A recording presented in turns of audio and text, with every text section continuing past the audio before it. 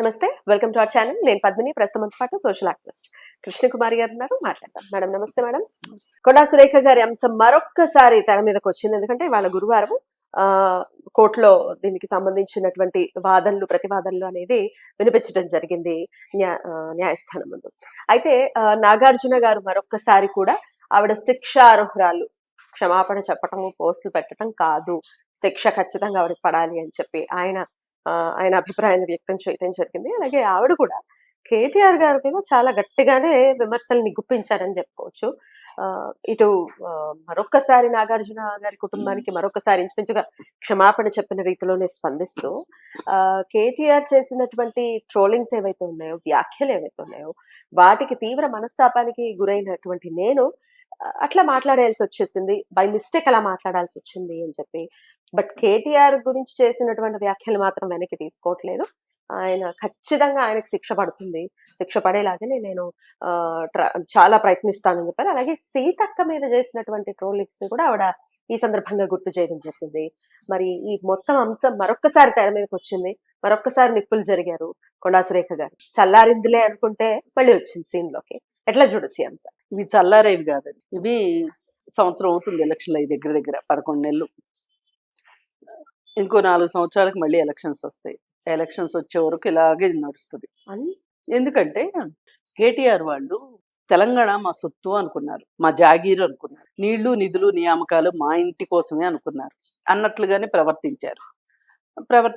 అట్లాగే కాంగ్రెస్ పార్టీని బొందబెడతాము అని చెప్పి శపథం చేసుకొని బొందబెట్టడానికే ప్రయత్నం చేసి ఆఖరి నిమిషంలో విఫలమయ్యారు. అది వేరే విషయం.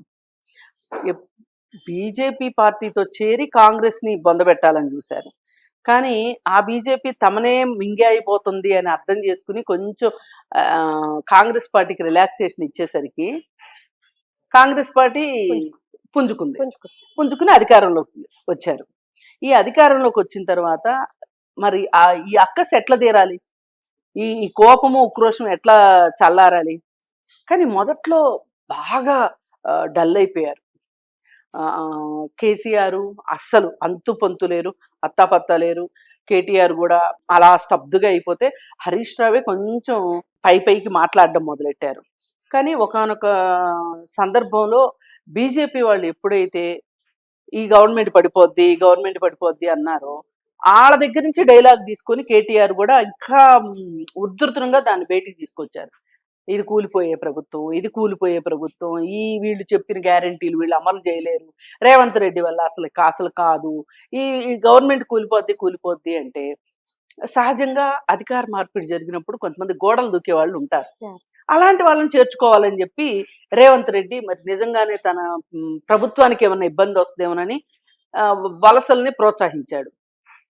వాళ్ళు ఒకప్పుడు వలసల్ని ప్రోత్సహించి పార్టీలనే కొండ చెలువులు మింగినట్టు మింగేసిన వాళ్ళు ఇప్పుడు వలసల గురించి కొత్త భాషలు వక్ర భాషలు చెప్పడం మొదలెట్టారు. వాళ్ళకి మింగుడు పడట్లేదా అంటే వాళ్ళ పార్టీలోంచి వెళ్తున్నారు కదా, అది వాళ్ళకి మింగుడు పడట్లా.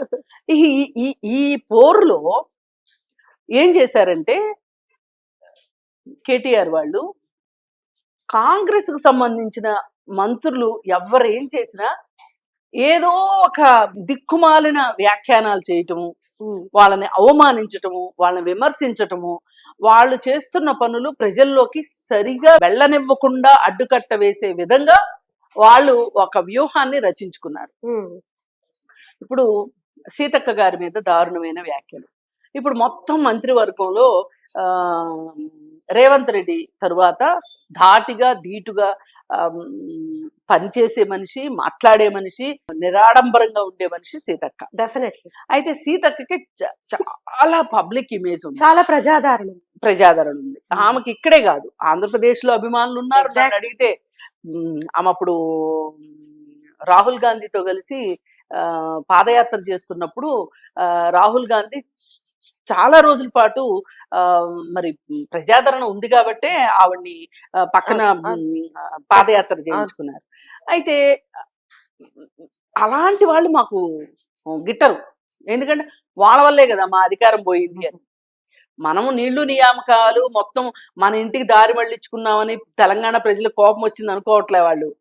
వాళ్ళు బాగా పనిచేయడం వల్ల ఈ ఇబ్బంది వచ్చిందని ఫీల్ అయ్యి ఆవిడ మీద అవాకులు చవాకులు.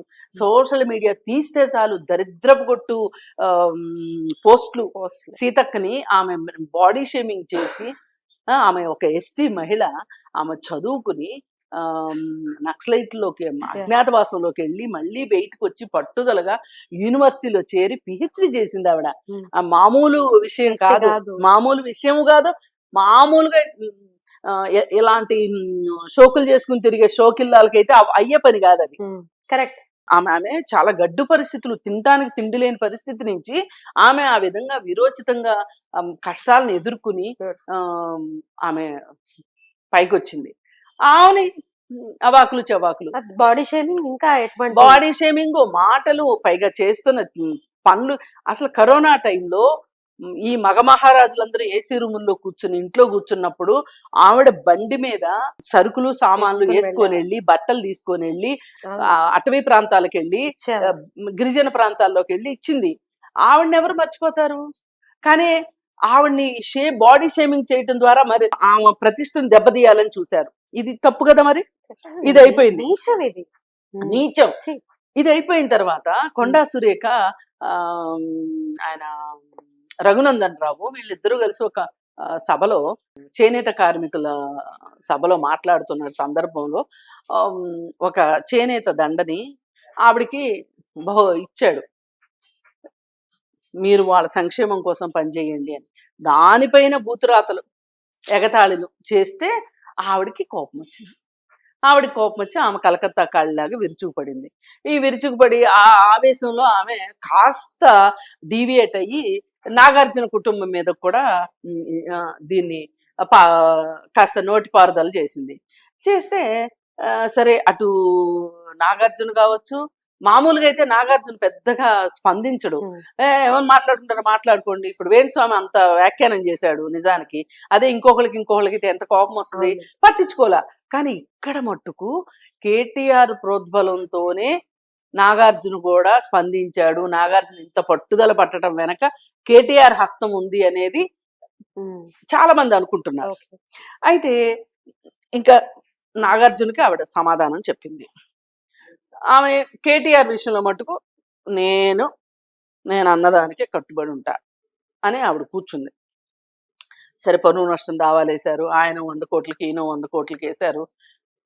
అయితే ఆవిడ క్లియర్గా చెప్పేసింది ఏమనంటే, నేను కేటీఆర్ నన్ను బాగా ఉద్రేకపడేటట్లు, ఉక్రోషపడేటట్లు, నన్ను అనరాని మాటలని, నేను బాగా బాధపడేటట్లుగా చేశాడు. ఉద్దేశపూర్వకంగా చేశాడు, కావాలని చేశాడు. కానీ నేను మట్టుకు అతన్ని తిట్టే ప్రాసెస్లో మిమ్మల్ని ఉద్దేశపూర్వకంగా మట్టుకు మిమ్మల్ని నేను ప్రస్తావించలేదు. ఆ కోపంలో, బాధలో అలా వచ్చేసాయి మాటలు, నన్ను ఏమి అనుకోవద్దు, మీ బాధ నాకు అర్థమైంది అని ఆమె చాలా సామరస్యంగా చెప్పింది. సరే, చెప్తే మనం కూడా మాట్లాడుకున్నాం. కోర్టు ఏమంటది, సారీ చెప్పేసిన దానికి ఇంకా కోర్టు కూడా సరే సారీ చెప్పింది కదయ్యా అని అంటారు. సరే, ఏం జరిగినా కోర్టులు నిర్ణయిస్తాయి అనుకున్నాం మనం. అది అలా ఉంటే ఇప్పుడు మళ్ళీ నాగార్జున నాకు సారీలతో పని లేదు, నాకు ఆ పనిష్మెంట్ కావాల్సిందే, నా పరువు పోయింది అని ఆయన స్టాండ్గా నిలబడ్డారు, విత్ స్టాండ్ అయ్యి ఉన్నారు. ఇప్పుడు ఈమె ఏమంటుంది అంటే, మళ్ళీ ఇంకొకసారి అవే మాటలు చెప్పి కేటీఆర్ని మటుకు నేను వదిలేది లేదు. ఎందుకు ఇది కేవలం మాటలన్నందుకు కాదు, ఇలాంటి మాటలు ఎన్నోసార్లు ఎంతో మందిని భయంకరమైన మాటలు మాట్లాడాడు కేసీఆర్ మాట్లాడినన్ని మాటలు బహుశా వేరే ప్రతిపక్షాల మీద కావచ్చు, వేరే పార్టీ నాయకుల్ని కేసీఆర్ మాట్లాడినన్ని మాటలు రాజకీయాల్లో ఇంకెవ్వరూ మాట్లాడలా. వీళ్ళని చూసే కొంచెం బరి తెగించి బజార్ను పడ్డారు. కానీ ఆంధ్రాలో ఫస్ట్ మొదలెట్టింది ఈయనే. అసలు సోనియా గాంధీని ఏమని మాట్లాడాడు? మళ్ళీ సోనియా గాంధీకి ఇంటికి కుక్కని, పిల్లిని, కోడిని అన్నిటిని తీసుకొని వెళ్ళి ఫోటోలు దిగొచ్చాడు. సోనియా గాంధీని చాలా మాటలు అన్నాడు. సరే, ఏది ఏమైనప్పటికీ ఇప్పుడు యుద్ధం ఏంటంటే కేవలం ఇది మాత్రమే కాదు, రాజకీయ ఉద్దేశాలతోనే తెలంగాణలో ప్రతి చిన్నదానికి, అయిందానికి, కాందానికి రేవంత్ రెడ్డి మంచిగా పనులు చేస్తున్నాడు అనే మాట మిగలనివ్వకూడదు. కాంగ్రెస్ వాళ్ళందరూ ఐక్యంగా ఉండి పనిచేసుకుంటున్నారు, వాళ్ళు ఇచ్చిన వాగ్దానాలు నెరవేర్చడానికి శతవిధాల ప్రయత్నం చేస్తున్నారు అనే దానికి అనేది ప్రజల్లోకి వెళ్లకుండా చెయ్యాలి అనే విషయంలో వాళ్ళ పార్టీని బాగు చేసుకోవడము, ప్రజలకు సేవ చేయటము పక్కన పెట్టి వీళ్ళని పని చేయకుండా చేయడంలో కేటీఆర్ ముందంజలో ఉన్నాడు, ముందడుగు వేస్తున్నాడు అనమాట. ఆ విషయానికి ఏంటంటే వీళ్ళు ఒకప్పుడు భూసేకరణ చేసిన వాళ్ళే, ఇప్పుడు భూసేకరణ చేయనివ్వట్లేదు. వాళ్ళు చేసినాయే వీళ్ళు కూడా చేస్తున్నారు, కానీ చేయటానికి వీలు లేదు అంటున్నారు. ఇంకా మాటల యుద్ధం ఎవరికి, రేవంత్ రెడ్డికిను కేటీఆర్కి, కేసీఆర్కి. అసలు ఒకానొక సందర్భంలో ఏమనిపిస్తుందంటే అసలు రేవంత్ రెడ్డి ఏమన్నా వ్యూహం తిప్పి కొడుతుందా అనిపిస్తుంది. ఎక్కువ పదే పదే కేటీఆర్ అనడంతో ఇది ఏమైనా కాంగ్రెస్ పార్టీకి నష్టం కలిగిస్తుందా అనిపించేలాగా ఉంది. అందుకని ఏది ఏమైనప్పటికీ ఈ వ్యాఖ్యానాల వెనక రాజకీయ కారణాలు కూడా ఉన్నాయి. కేవలం ఈ వ్యాఖ్యలుగా చూడటానికి వీల్లేదు. ఈ వ్యాఖ్యల వెనుక రాజకీయ ప్రాతిపదికలు ఉన్నాయి, రాజకీయ ఎత్తుగడలు ఉన్నాయి. కాబట్టి మీరు గవర్నమెంట్ పడిపోద్దని ఇప్పుడు భూసేకరణలు చేయనీయకోకుండా, అలాగే ఇంకొక పని ప్రతిదానికి మొండికాలు అడ్డం పెట్టి తొండాట ఆడుతూ ఉంటే గనక ఈ రాష్ట్రం ఏమైపోతుంది? మీకోసమా ఈ రాష్ట్రం ఉన్నది? ఈ రాష్ట్ర ప్రజలు ఉన్నది మీకోసమా? ఇప్పుడు రేపొద్దున మీరు భవిష్యత్ తరాల్లో దోషులుగా మిగిలిపోతారు. ఆవేళ అలా పనులు చేయిస్తుంటే ఇప్పుడు కాంగ్రెస్ వాళ్ళు ఎంత సహకరించారు ఈ 10 ఏళ్లలో? వాళ్ళు ఏ రోజైనా భూసేకరణ సరిగా చేయమని అడిగారు తప్పితే అసలు భూసేకరణే వద్దు అనలా.